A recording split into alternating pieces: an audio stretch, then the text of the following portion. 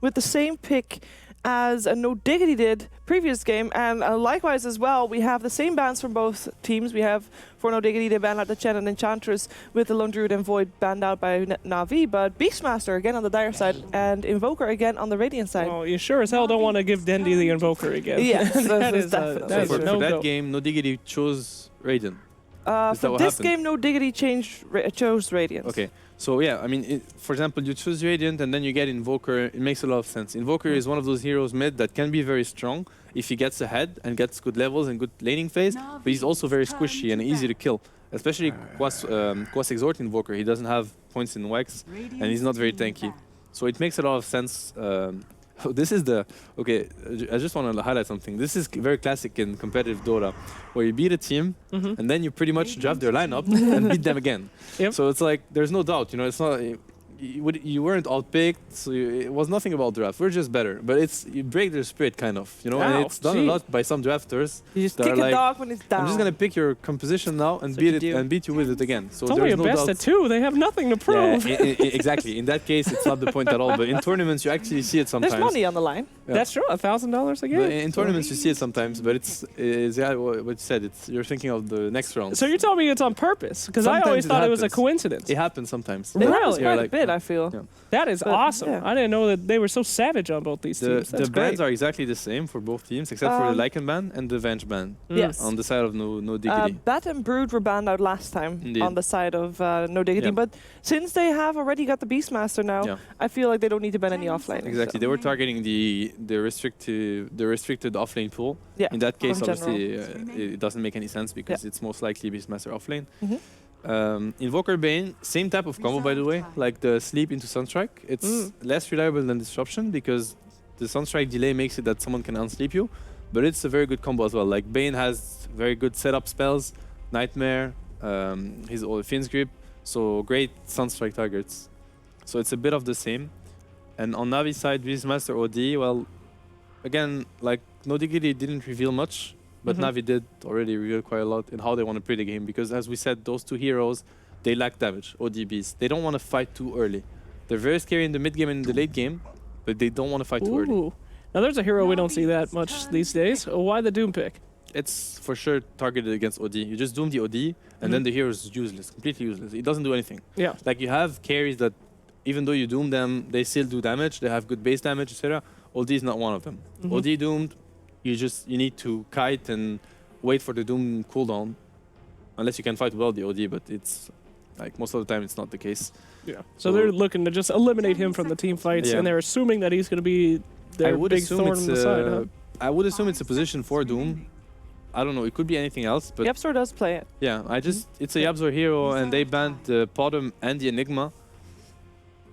I don't know, it feels weird. When you target a player like this, you ban two heroes. Banning Enigma, I get it, because it's a hero that's very interesting. Like, it brings a lot to the game, but banning Potom is very random. I think if you ban Potom, it's more they're like, well, he can only play Potom Enigma, so we're going to ban his heroes, and then he's kind of have a smaller impact, but I think it's a mistake. I don't think he can only play Potom Enigma. He's a great player, and he can play many other heroes, and they might realize it right now.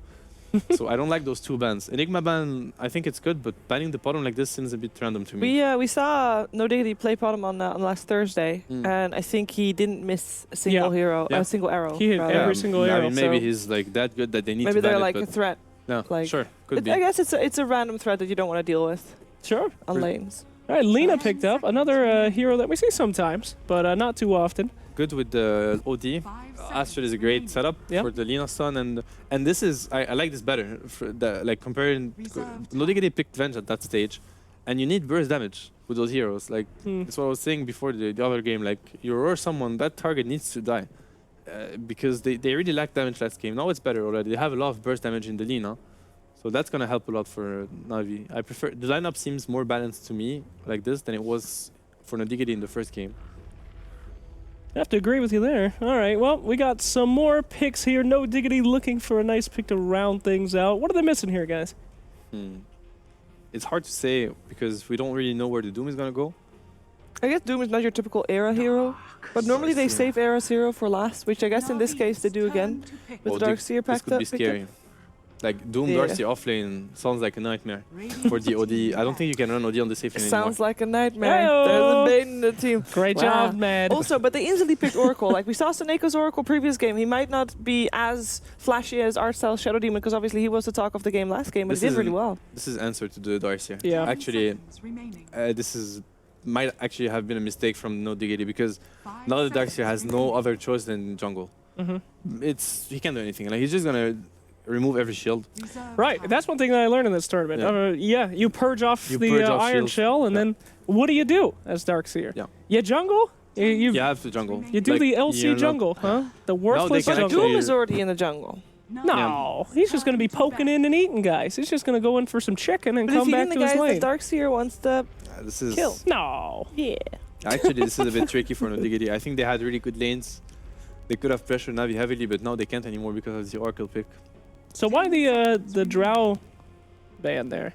Is Drow really going to be doing that much to their lineup? I mean, the silence is nice. Well, we're mentioning damage. Well, Drow is definitely one of those heroes that turns any lineup into a damage lineup. Like, True, for true. sure. You pick Drow, then suddenly damage is not an issue at all. So I think Drow could have been a really good pick for Navi.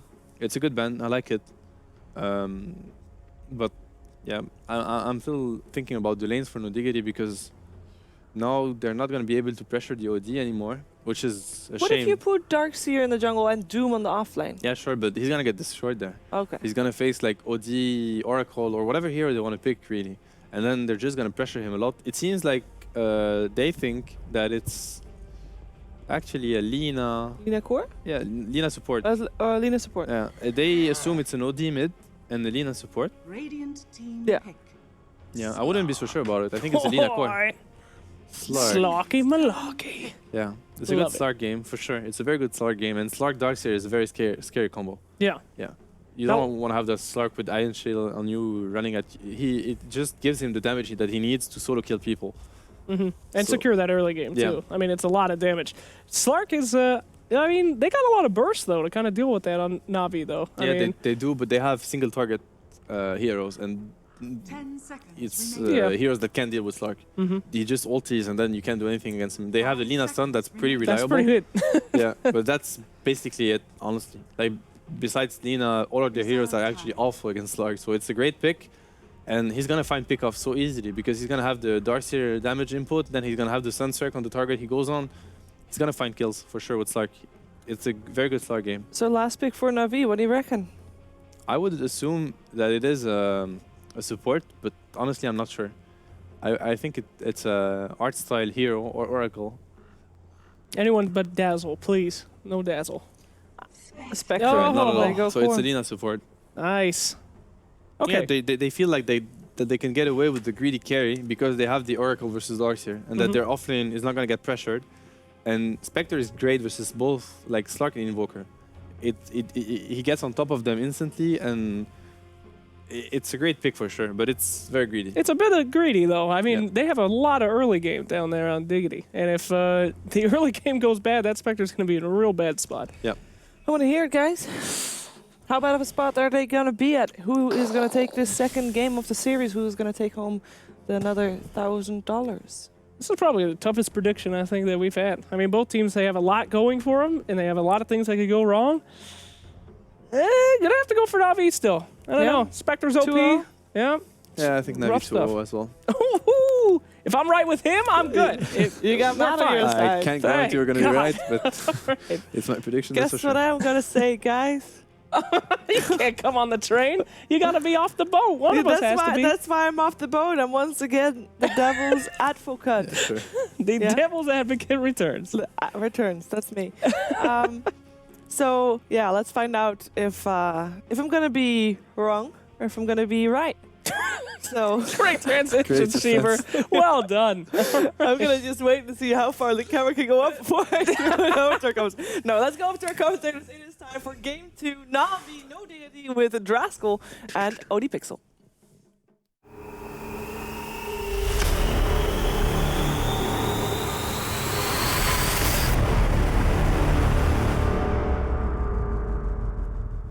Hello ladies and gentlemen, welcome back to the casting desk. We are ready to get ourselves into Na'Vi versus No Diggity Game 2 and the action is already underway, so let's shoot ourselves straight in. And Andy, well, what have we got? Well, 2 last picks, a Slark for No Diggity, a Spectre for Na'Vi. I mean, what's the dealio here? Obviously, they're starting to switch around. They've got the Coifer Invoker that I talked about in Game 1, arguably can be just as strong as Dendy's, but who's got the overall better draft in your eyes? It's really hard, actually, because I think that if the game goes late, No Diggity actually have a pretty decent chance. Yeah. But Na'Vi just showed such a strong performance in the early game pressure in Game 1 that I feel like if they have the same kind of start where they're just getting these kills and you get an opening with your Dendy Imprisonment, you get a couple of kills on Art Style as well, it can get really out of control really quickly. But at the same time, it's like Seb said, the Spectre pick is greedy. So No Diggity have this mid-game timing where they can pressure. So we'll see if they're able to capitalize. I guess I didn't really answer your question. I do think that Na'Vi probably have a better chance. Okay. Yeah, I do. Yeah. I mean, yeah, going on that Spectre, obviously a hero that is kind of the bane of pubs still, but in competitive, it isn't that frequent of a pick. And as you were saying to me many times, it's because generally pro teams can deal with pressuring the Spectre earlier on and just not allowing her to get out of control. So as you said, it's a greedy pick, and do you feel that this is just kind of Na'Vi going off the fact that Game 1 they felt that they did outplay No Diggity, so they feel that they can go for this kind of greedier carry position? I think it's part of it. I also think the fact that if you have one core against Doom, where it's like Seb said, if you Doom the hero, he's useless on OD. So you can pick something else that has kind of that ridiculous late game presence like a Spectre and force the Doom to choose who he wants to go for. Yes. And then you're having 2 heroes who you really want to Doom, and that used to be one of the strategies, is you would pick multiple cores against the hero because you obviously can't Doom them all. You can only throw it out onto one. And that could be kind of a similar reasoning as to why you would want to go for something very late game oriented like a Spectre, but just seeing the fact that they had the Darkseer and the Oracle counter to it does mean that the safe lane is not going to really feel too much pressure. I mean, they're not even bringing Yapser up here. He's just full jungle. I mean that really is the thing, the fact that because of this Oracle DS counter, as you said, Spectre's going to get, there's going to be a point where Digital should have total free farm, unless they have rotations coming in from No Diggity, but as you said, with their lineup, that's not necessarily the easiest thing to do in the earlier stages of the game. Yeah, it's like trading off. So instead of having that greedy Enigma jungle, they have the Doom jungle, which is still greedy in its own sense. But because it is a safe lane Spectre, they know that there's probably not going to be too much early movement out of that lane. It'll typically just be Art Style looking for maybe some pressure onto mid, which is what we've seen so far. Yeah. So the only thing that No Diggity really lose out on is the fact that Koikfa is going to be pressured more, and there's not really anything that No Diggity can do in response unless they want to move Yapser over there, because I think that if Synderen leaves this bottom lane, Slark is a notoriously weak laner as well. So they pretty much have to just farm the Doom as much as they can. Koikfa's going to have to suffer a bit because no one can help him. I mean, you're saying a bit, but looking at the CS, yeah, I mean, it's pretty disastrous here with this Invoker at the moment. But I guess that is expected. You know, OD versus Invoker. OD's going to come out on top, and well, as it's you a said, 2v1. Lina. Yeah, it's pretty much a 2v1 because Na'Vi have recognized the weakness in the lanes. Yeah, because of the fact that No Diggity have a jungler and Na'Vi just have regular laning heroes, they can just abuse mid. Because, like I said, Yapsor can't just like walk down mid and really do much. Like, yeah, you can turn on Scorched Earth and run at them, which he might do to relieve Koikfa a little bit at some point. But other than that, like a Bane's not going to set up for a kill in this lane. It's not going to happen.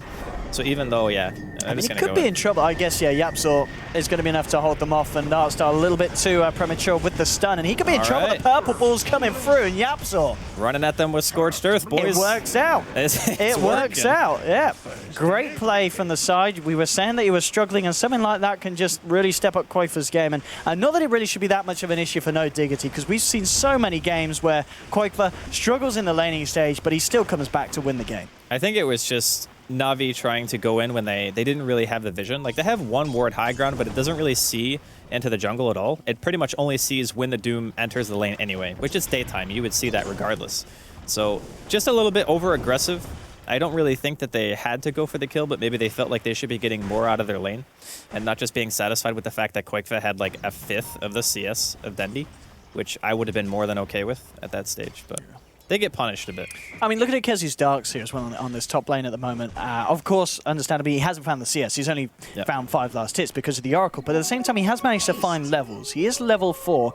I mean, obviously, in terms of getting the XP gain, it's working out, but is there a point in which you say, right, you do need a bit of farm and then you do have to back off to the jungle, or will Kezu stay up here and just continue to soak up XP? I think 4 at 4 minutes against Oracle is not too bad, to be honest. Like, you can...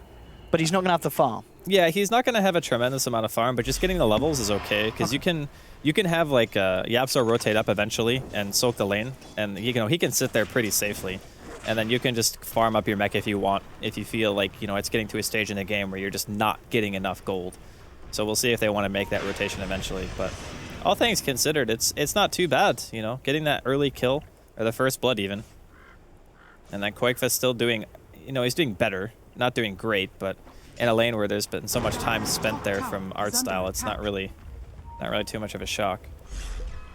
And then I guess you kind of have to compare it to what General's doing too, right? Because we're looking at Kezu and saying that he's not having a really good time, but he's sitting a little bit behind General, which I don't feel is too bad.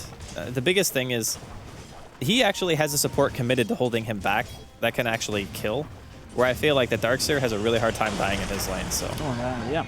Nice bit of pick off there, able to just take himself 2 boars. And I mean, this is one thing I'm looking at as well. I mean, it looks like the Bane has just been enough to allow Era the space to free farm. I mean, a squishy melee core farming lane against a Beastmaster could be the recipe for disaster, but he's 35 for 11. I mean, Era pretty much perfect CS at this point, and very close, of course, to the progression of Ditcheron. Well, mid lane, Dendi. He's getting gone on. We'll put the Fairy Fire Dukes out the Sunstruck, and bottom lane, well, no Diggity are going to find themselves a kill. Great setup for Sind. Era in the jump in. He's level 6 now. He can afford to be that kind of aggressive. So Neko's actually come through, and they'll look to try and take Sind off on the side. He'll juke out the Light Strike Array. It's still going to get nuked down there by the Oracle. So we'll pay of his life. Era now coming over, seeing if he can find anything. In fact, top lane, Dendi cold snapped up. Will hold back the Doom there with the Astral, but Quakefa is going to continue to move forward. Sunstrike is going to be nearly on point. It doesn't matter. The right click flies through, and they do get themselves the kill. I mean, 6 minutes in, 3 for 1. It's a great start for no Diggity. The Sunstruck actually gave him vision to hit his last auto attack. That was intentional, man. Yeah, intentional. He didn't want to hit it. Yeah. He just wanted to go for the vision play. And that was really sick. But like you were mentioning, great early game so far. The fact that OD died in the first place and they dive on mid, Yapso was there for the rotation. It's just, he seems to always do so much for his team. Even in a position where you're looking at his hero and you're like, okay, it's a jungle Doom. Okay? Like, yeah, you can run at people, it's all right, and he just makes it work, no matter what the position. This guy is like MVP almost every single game that I see him play for this team. It's insane. I mean, even in the first game, he had a great start in the Earth Spirit. He did start to fall off in a bit. He was missing a few stuns, but still, he was always in the right place at the right time. And as you said, the fact that 7 minutes in, he's just about got that level 6 on, and I mean, that might not be too impressive for someone that's going to sit in the jungle, but the fact is he hasn't. As you said, he's been over the map, he's been pressuring mid, and certainly keeping control of some of the lanes for the side. And, that's allowed just the fact that your Invoker is now a good 700 ahead of... the Invoker 700 ahead of the OD. The lane is in a much better place in 7.5 minutes, and he's got his Midas stun, which is, on a 1v1 with an OD, and the fact that he was dealing with a leaner art style at the start as well, that's great for Quakefa. It's a fantastic recovery from this lane, where the first 2 or 3 creep waves for Quakefa was just pure suffering. He's going for a bait here. And now the Doom, it actually dropped as well. There'll be a haunt from Ditcheron trying to look to turn this around. So it looks like Denny's going to be able to live through this one. Yapso with the heal from the Scorch Up is going to be quiet enough to Desolate, doing a lot. Ditcheron really going all in for this one. He's going to get it. He will get it. Now he gets himself out to the sideline. Sinner nearly able to set up something hostile. There's your Sunstrike. Not quite going to catch the Lina as she will retreat. So very, very ballsy play from Ditcheron, but it does pay off. They do get themselves the kill, and now General's coming in. He's got an Invis rune, he's got Roar as well. They'll drop a Sentry Sin. He's going to know it's coming through, but it's not enough to save him. The Roar's there, the burst is rail from Seneko. Na'Vi find themselves a second pick-off. So as we're seeing again, a bit like in the first game, when Na'Vi come together as a team, they are able to play around No Diggity very nicely in the mid lane, get themselves a couple of pick-offs, and the fact that Ditcheron was able to involve himself in one as well with that horn. Yeah, it's, we were talking about this hero before we even started the show, and just saying how Spectre is just something that's so frustrating because it can always be there at every single fight, and the max dagger, max desolate build also means that you do a reasonable amount of damage with not even that much farm. And just realizing, when to go in at the proper times can be a great turnaround tool, and we just saw a perfect example of it right there. So Na'Vi just utilizing their lineup very well, trying to relieve some pressure here. I'm actually looking at Error's build on the Slark. What's he going for in terms of items this game? So he's got 1k on top of the tread, Tequila, the poor man. So I wonder if he goes back from. Yeah, I don't know if Midas is. I would prefer Actually, to see him go for something like the Blink. Or do you think does he need to rush an earlier Silver Edge this game just to deal with the Spectre, or are you still looking to just save the Silver Edge for a later bit and going for other items on top of a potential Shadow Blade if you want to go that route to deal with the Spectre? I don't think Shadow Blade is the item in this game because you're playing against a beast who's going to get book 3. Yeah, that's true. And then if they see you get a Shadow Blade, they're just going to push with sentries, and then all of a sudden your Shadow Blade is like literally useless. So if I honestly think he might buy a Midas because he has Doom on his team, right? So going late with Doom means that one core is always going to be Doom. He could be in trouble now with the vision from the Hawk era. If he gets roared, and it looks to be that case, General moves in. We'll get it out. They'll haunt it as well. Ditchera wanting to join in the third, and he gets the Shadow Dance off just in time, but the axes come through. General will be able to pick off the kill. I think he might have actually been able to live there. If he didn't Dark Pact and just pounced away and like immediately TP'd, he might have gotten enough regen to live through the axes. Because I'm pretty sure, that's a level 1 axe. Yeah. I think he actually messed up there and could have lived. Ah, well, stuff happens. When you're in the moment, you're like, oh, I'm going to get hit by like a stun or something. Yeah, like a light strike. He was probably assuming, probably assuming Alina's stun was coming in. Dire's middle tower is under attack. I mean, that's the kills that Na'Vi needed. We did indeed see that Arrow sitting on a bit of gold as he was saving up, and he is top of the net worth. Well, I don't think he's going Midas anymore. Nah, not after that death. Knockback. That was a pretty bad death. He lost quite a bit of gold. Lost about 400 gold there, I think. Yeah. I don't know. It's really hard to itemize in this type of game because you kind of want to try to help your team fight, but at the same time, I feel like Slark is so susceptible to just getting destroyed early. Like, you get Laguna Bladed, that Lena's already level 6, you have OD, there's Beastmaster Roar. You have no save on your team except for a Nightmare. So if you mistime your Dark Pact and your Shadow Dance, you're just dead. Like, they actually have a really good team at dealing with that hero. Well, at least right now. Like, once he gets tanky, the later the game goes, it's a great pick. Yeah, then it's really good because you can't kill him anymore, and like the roar duration or a support Laguna is not going to be enough, and then he just pops Shadow Dance and kills you. But early, he just gets wrecked. Mid lane, see Dendi continuing to try and find the space here to farm. It's going to be interesting to see what he opts for. If it's going to be the same route as Quake for last game, going for that Orchid. Or if we are going to see something a little bit more standard, maybe just get that Atos online. I mean, I don't know if Atos is so good against. It's not really good against Slark, and it's not good against Darkseer. That's true, yeah. I think Orchid might be better, but Orchid doesn't give you any health, right? That's another concern. He needs to also be a little bit tanky, so maybe for that reason he might still pick up an Atos. It's a hard game when you're playing against Doom because your entire itemization has to change. It's like, okay, I need to be able to live through Doom, so do I just buy like? A lot of people buy Lincolns, even in pub games now, who spam OD to play against that hero. Just because OD is more of an auto-attack type of hero, and just having the stats to stay alive and just being able to get, more Arcane Orbs off, it increases your mana pool. It's, like, pretty decent, actually, all around for the hero. So maybe he goes back for that a little bit later. No, drums aren't now done here for Ditchera, so already with this phase drums Aquila build, he's going to be looking very good for fighting 12 minutes in. And it's going to be drums as well for Dendi. One of the other favourable items for the OD pickers nowadays. And Roshan also going to be looked into. They've of course got the Necro book out. They've got the auras and of course OD's right clicks with the Arcane Orb. They can give us a good shot. So good for killing Roshan.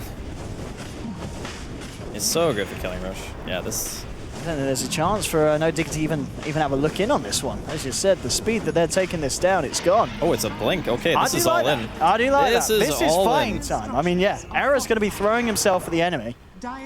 But it's obviously something that can really go both ways. It's super scary. Yeah. It is super scary. You mess up, you're just going to get exploded. Like, we've seen what happens. And they look like they even want to fight into this with an Aegis on the Spectre, and I don't know about that. I think you might not want to do this. I guess that's the problem with the timing on this blink as well. You've just got it. You want to try and find something with it before you reveal it in a lane, and it's going to be hard. You can use it to pick, though. The Darkseer synergy with the blink is really nice. So you have like the Ion Shell, you go in, Can they you look try for and a go hero on to kill. Dendi? They're going to jump forward.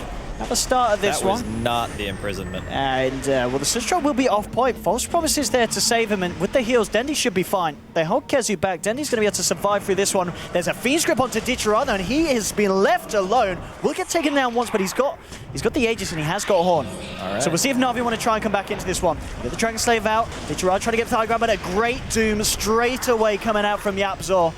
Perfect timing. Not allowing anything to come out from the man. No Haunt will save him. And Seneko, whoa, he's just, the hammer's been dropped on his head by Yapzor. And that's the second pickoff for no Diggity. Great play there, just like that. Taking the Aegis out of Na'Vi's hands and finding 2 kills. One of those being that Spectre off the back of it. That's going to put no Diggity in a fantastic position. Oh, this is great. He might even get art style. Honestly, like art style can't do anything against that. Okay, so this is exactly what you want when you pick up a blink on Slark, just to start to get the that. blink and then have that kind of follow-up, the item just paid for itself like tenfold. Maybe, you know, you get a blink sometimes, you don't find the kills, but they just pursued. They knew that Na'Vi were going to be backing. They weren't looking to really pressure the tower. They just wanted to try to, you know, get a little bit of farm, control the map a bit, and they get punished for splitting up. Yeah. That's the one thing that Na'Vi can do that makes the Slark a lot easier to utilize at an early stage in the game when you're still susceptible to burst, is if you are alone, Slark will kill you. You want to group up against the fish. Small fish is terrifying when you're alone. It is. It really is. I mean, I guess the question now is for Arrow. What does he go after the blink? Does he just go for the Skadi straight up next? It really depends. I've seen a lot of Slarks go S and Y in like these really quick pace games. You know, it's just like that little bit of extra HP and mobility that you normally want Skadi because it's such a great stat item, but the build up is pretty meh. We'll see what he does though. Skadi's still great, obviously. But obviously, as we were saying earlier, it is going to just be all down to Error's decision making. He can't go too YOLO because Na'Vi, they have a lot of catch. They you know, if you slip up one dark pack, you jump in and start to walk away without it back up. They will have the control to hold you. I mean, man, Slark Night Vision's carrying them so hard right now. He just walks over there and he sees them all, and obviously, like they can see him now because it's day, or they saw him for like a split second, but he just abusing them. And the fact that they're not showing, he's gonna be like, yeah, they probably smoked or something because they were just all disappeared. There. Yeah. I mean, he still thinks they're there. Like, he's positioned so far back, they're just terrified. I mean, they're not going to anticipate this, though. I think Yapzor Yapzor looks to be the one to take the full brunt of this one. Raw straight out, and goodbye to him. I mean, there's a lot of damage from Na'Vi. They find a catch like that, and you're killing, you know, even the tanky heroes on the side of no Diggity, and a tower maybe to boot as well. Of course, that pushing power, very, very strong from this lineup with that Beastmaster. It will be a tier 1 in the mid lane, taken for the side of Na'Vi, beginning to gain some ground. But I mean, that's an example of what I was talking about when you have like a hero like Slark who's very execution heavy, and you make a mistake, like how fast Yapzor died. That happens to anyone on No Diggity. They just melt. Yeah. It's, as you said, we saw it just happen there. Na'Vi, they've got that pick off. You've got to be careful. Dendy at the moment, was he still saving up gold? I wonder if he's going to go for the blink on the ODR. He's got 2K. He may, just because it's a nice setup. Yeah, it's a nice setup for the Lina, and it's also good for the Spectre as well. Beastmaster would follow up. There's like so many spells that you can just throw out. He doesn't necessarily need to be like the end-all be-all damage carry right now, because he has a really nice supporting cast for dealing damage as well. And it is really nice, I feel, against Error as well, because Dark Pack going to save you against a lot of spells, but you know, if you're able to get him an Astral during it, and then find the follow-up stun. It can be good and bad. Catch. The timing has to be pretty much either when you know he's cast it, or like as it's going off. If it's after that, you're actually helping him because his dark then it's pack going to come back off up. again. Yeah, you've got to time it right. The timing has to be very good because it's 4 seconds that you're down with imprisonment. So yeah, still anyone's game though. Very close. I think that No Diggity, they probably got away with, you know, what they wanted, and the fact that Slark has had as good of a start as he has, you know, 130 CS. He does go back for the Yasha, so it's most likely going to be that SNY build. I think he's maybe looking to try and jump in. He's moving in. I mean, obviously worth noting as well, 18 minutes in, it's definitely not worth knocking the fact that this Beastmaster, he's got more fun than the Spectre. You know, with his level 3 got a book Necron, 3. That's really quite something. But the way that No Diggity are playing at the moment, grouping up as 5 makes it a little harder for General to really find an opening. He's going to still try for it here. Coming with the wraparound. It's been revealed and throughout the axis, but he's been doomed straight away. He's not going to get the chance to get out of Raw. Nice vacuum wall here onto 3. The definitely lost the Meteor flying through onto Na'Vi. They've already lost one. They're maybe going to lose a second. Dichirot juking out on the sidelines. Zera jumping forward, looking for Seneko. Did get a fair bit of damage out, so it looks like the false promise won't be enough to save him, and it won't indeed. 3-4 dead. That was really not the greatest execution from... No, great reactions from Yapzor. Just no messing about, slapping that Doom down off the beast. He had to have seen him. Like, he has Hawk Vision, it's daytime. I'm pretty sure you should be able to get that roar off before you get doomed. And the other thing is, the Lina instantly Lagunas the hero who already used his only threatening spell. And he didn't die. So it's like... That's not a good He fight. just wasted his Laguna on a fight. hero who used Doom. And then after that, the fight's just instantly over. Like, there's no comeback. Like, sure, getting hit by the Meteor deafening didn't help matters, but you can see Rax is most likely going to be falling here. Oh, they're just backing out. No, they're kind of just heading straight into this one. Artstar, seeing if you can find a pick and... Okay, Dendi.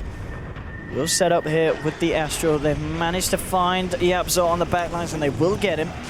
The rest of the side of route, though. Yeah. And, I mean, melee Rax looked incredibly low. One more push if they can get that in quickly, and it will be gone. Etherland's now picked up by Singe. You've got a Blink Dagger for Kezu. And we've already seen, you know, hit a great vacuum wall there in that last fight. Now with this extra positioning item, he's really going to be able to go for it. An error. He's only about a few hundred gold away from that S and Y, if that is indeed what he's going to finish off there with the build. And having S and Y, Blink, Aquila, Trez 20 minutes in, it's going to be very hard for Na'Vi to deal with. Yeah, it's insanely good farm. And I think the Blink pickup like worked out so well. It's really important to emphasize, I think, when you go for items like that and how much the item actually does in terms of going for kills and applying pressure to the map. Because Slark is, if executed well, extremely good in small-scale fights. And Na'Vi just got picked off at 2 really inopportune times. And the second one was they actually initiated the fight themselves. So no Diggity now. Yeah. It's... I mean, it's as we said, you know, Na'Vi got great pickup, but hang on. General... He's dead. He's really giving it some to Era. I mean, Era actually going to get haunted on as well here, but I don't know if you go forward on this one. There's a full 5-man. It's essentially a haunt wasted there from Dichira. I think he saw Era drop low and thought, maybe I can go for this. He's got no mana. Yeah, he might as well. But I mean, he's going to die anyway. You just use your spells. Just do a little bit of damage. Even if it's not going to be a kill. No, he's going back for the Scotty. He's not going to finish the SNY. You don't think it's going to be Manta for any reason? There's no reason for... You think it's just casual Yasha more likely? I think it's a casual Yasha. I guess there's not a huge amount of reasons to get Manta this game. It's always okay to like confuse people with the Manta and whatnot. Like it can help you like stop a roar cast or something if you time it like super well. Juke out a light strike, juke out a Laguna if you're a real player. You can do it. Like Era, I'm sure is. I mean, I had a couple of games where I phase shifted a Laguna. It felt pretty good, you know. That's the dream. But no, I think it'll probably just go back for the Scotty. Let's see what he can do. Kroikva still keeping up his own game here on the Invoker. He's got his axe done. It's, I mean, pretty much as we said, we've seen 2 great shows of Invoker. This time at the moment, a little less kills than we saw in the first game, but a cleaner performance hasn't died at all. Kroikva. To be honest, I feel like Kroikva's Invoker is better than Dendi's. Like, whoa! Sorry. Oh, Andy going in. Sorry. This is how I feel. I just watched the 2 players play the hero back to back. I mean, yeah. And I'm just saying, Kroikva seems a little bit more solid to me. Those Na'Vi fanboys aren't going to be happy. He doesn't have like 6 points into Quas and Meteors the second his tornado hits. You know what I mean? I guess in that, the timing certainly today. Yeah, it's been a better show. I just mean today. I'm not saying like of all time. But still, both performances have certainly been huge kind of elements into why the team has been at the point that they have. Top lane Na'Vi will be able to find themselves a tier 1.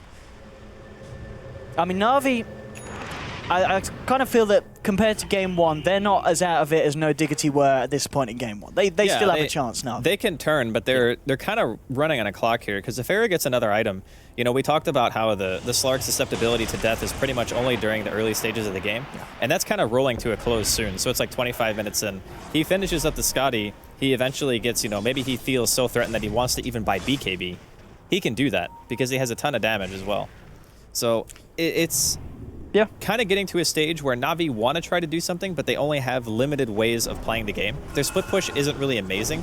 They can send the Spectre to a lane, but the problem with that... Dendily Dondo. There we go. He's fine. But the problem with split pushing in this game is Spectre. So you hello. You are doomed. All right, yeah, so having a bit of fun with the bird on the cliff. That's the king of the hill doom right there. That bird Bird just got wrecked. vacuumed the heck out of it. Yeah. Great bit of animal abuse there from Kezu. Yeah, but no Diggity, they do have a decent amount of catch. You know, they got the double blink dagger and the invoker. Oh, no, sorry, triple blink dagger. No, quad. Okay, I can count, I promise. It's 4 blink daggers. So yeah, they have a tremendous amount of catch, which is why it's scary for Ditchera to split push and why he's often seen hiding. Like even right now, he's just sitting in the freaking trees, just not wanting to get caught out. Ditchera, he's going to have the Manta style turn here now, but still quite a bit of catching up for him to do.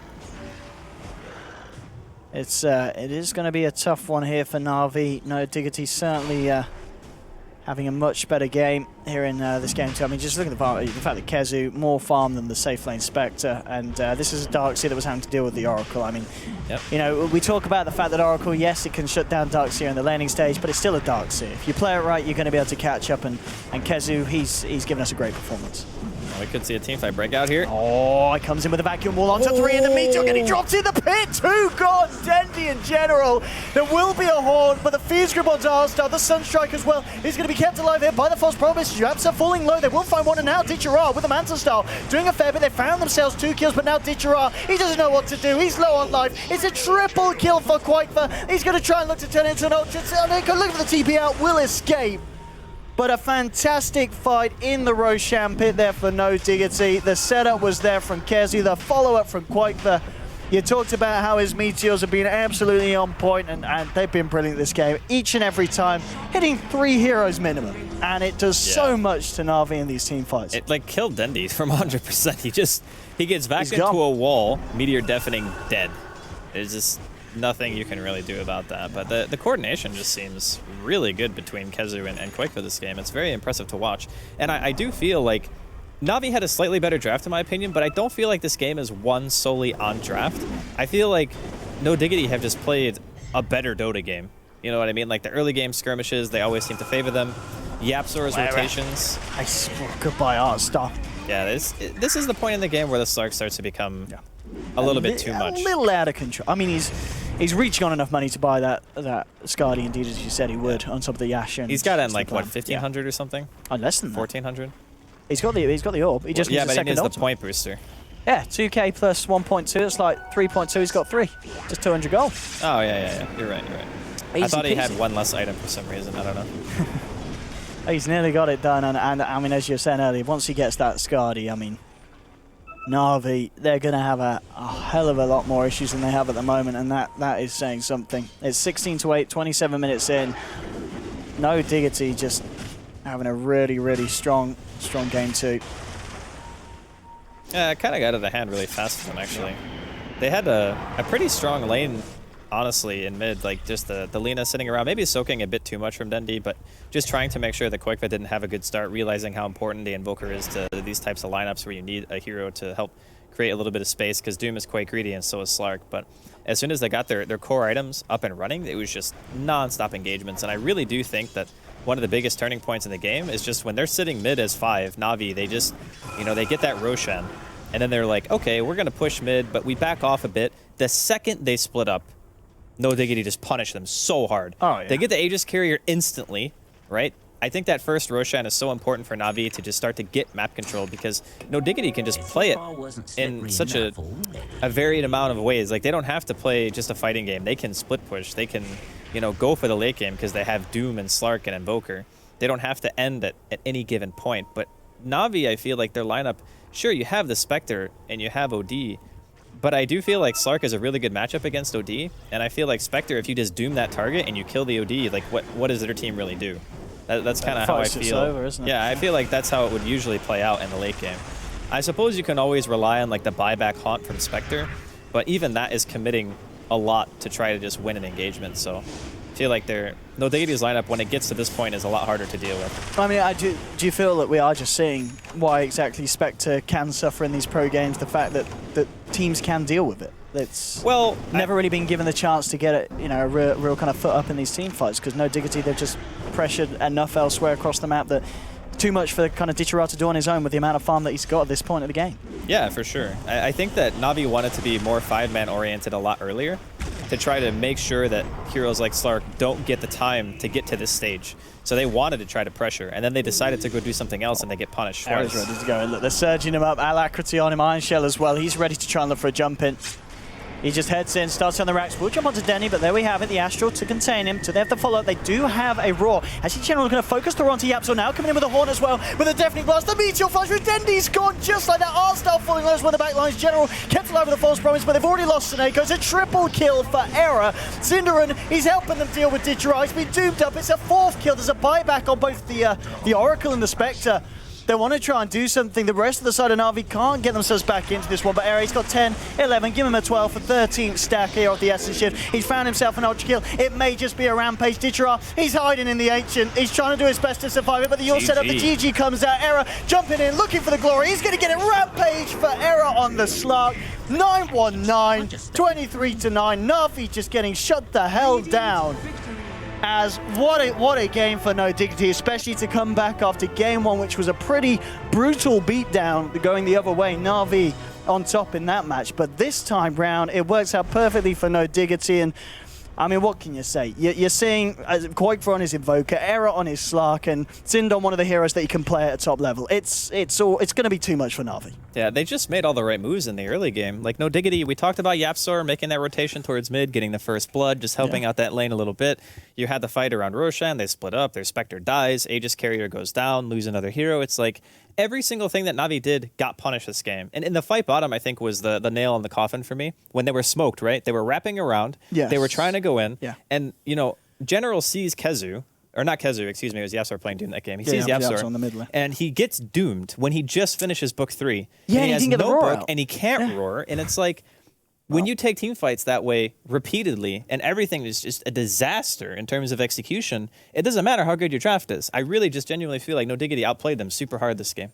I really felt like that. And it was, as we said, an entire turnaround from what happened in game 1, where Na'Vi were turning up, looking very impressive. But Sin's team, they're back, and it's good for them as well, because they will be going into a second series. Of course, it's just 2-game series here in the DreamLeague, playing up against Empire next as well today. So it'll be interesting to see how Sin and the boys do stand up there. But ladies and gentlemen, do stick around. We're going to head straight up to the panel. We'll catch you back here over the Casters Test later for the second series. But indeed, this one ending 1-1 between No Diggity and Na'Vi. We'll see you about.